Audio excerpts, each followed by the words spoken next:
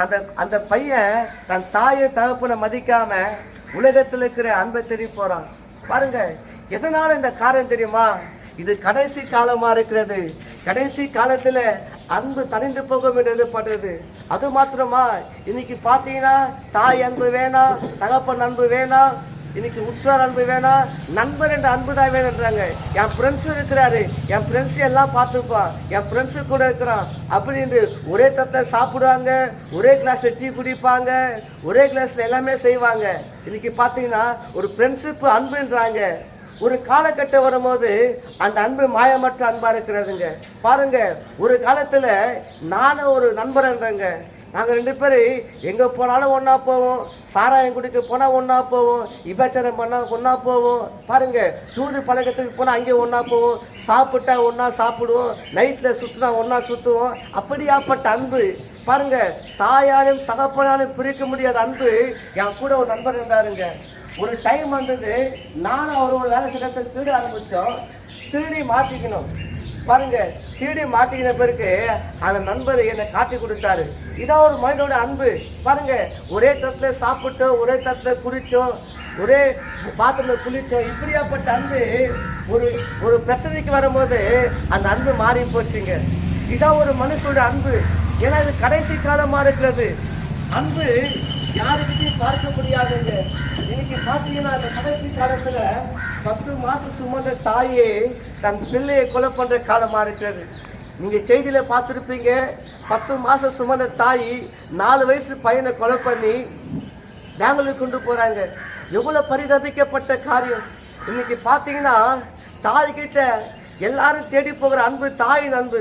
ஆனா அந்த உலகத்துல கடைசி காலத்துல இயேசு கிறிஸ்து சொன்னார், தாயின் அன்பு கூட மாறி போகுமா? 10 மாசம் சுமந்த தாய் தன் சின்ன குழந்தையே சாவடிக்கிற காலமா இருக்கிறது.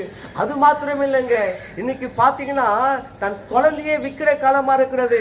ஒரு காலத்துல தன் குழந்தை இல்லாம எத்தனை பேர் வர குழந்தை பெற்றாங்க. இன்னைக்கு குழந்தைய பெத்து அந்த குழந்தைய விற்கிற காலமா இருக்கிறது. அன்பு தனிந்து போய்விட்டது. காரணம் அன்பு இல்லைங்க. எல்லாருக்கிட்டையும் அன்பு தனிந்து போயிட்டு ஒரு மிருக குணமான வாழ்க்கை, இன்னைக்கு ஒரு சாபமான வாழ்க்கை. அன்பு இல்லாதபடிக்கு இன்னைக்கு அநேக பேர் வாழ்ந்து கொண்டிருக்கிறாங்க.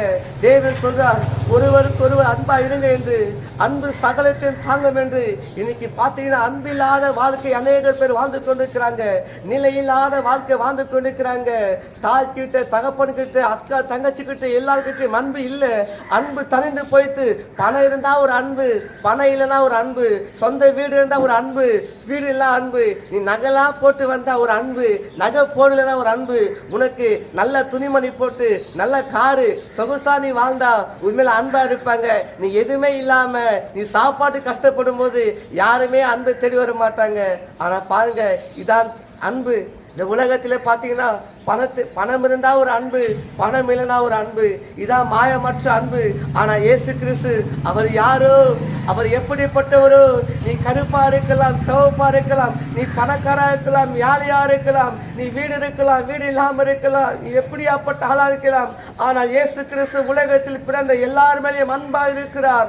அதான் இயேசு கிறிஸ்து. சகோதரியே, இன்றைக்கு இயேசு கிறிஸ்து உண்மை அன்பா இருக்கிறார். வாலிப தம்பியே உண்மை இயேசு கிறிஸ்து அன்பா இருக்கிறார். வாலிப தங்கச்சியே இயேசு கிறிஸ்து அன்பா இருக்கிறார். இது கடைசி காலம். இந்த உலகத்தில் இருக்கிற அநேக மாயமான அன்பை நீ தேடி போகாத வாலிப தங்கச்சியே, வாலிப தம்பியே, இந்த உலகத்தில் இருக்கிற மாயமற்ற அன்பை நீ தேடி போகாத. இந்த உலகத்திலே ஒரே ஒரு அன்பு, மெய்யான அன்பு, இயேசு கிறிஸ்து அன்பு. இவ்வளவாய் உண்மையில் அன்பு கூர்ந்தேன். அன்பு கூர்ந்த தெய்வத்துக்காக நீ அன்பு கூற வேண்டும். இயேசு மேல் அன்பாயிரு. இயேசு அன்பு ஒருபோதும் மாறாதுங்க. மனிதனுடைய அன்பு மாறி போகும். மாறாத அன்பு இயேசுவின் அன்பு. இந்த கடைசி காலத்துல இயேசு கிறிஸ்துவை அன்பு வைத்துப்பார். அந்த அன்பு எப்போதும் உன்னோட கூட நிலைநிற்கங்க.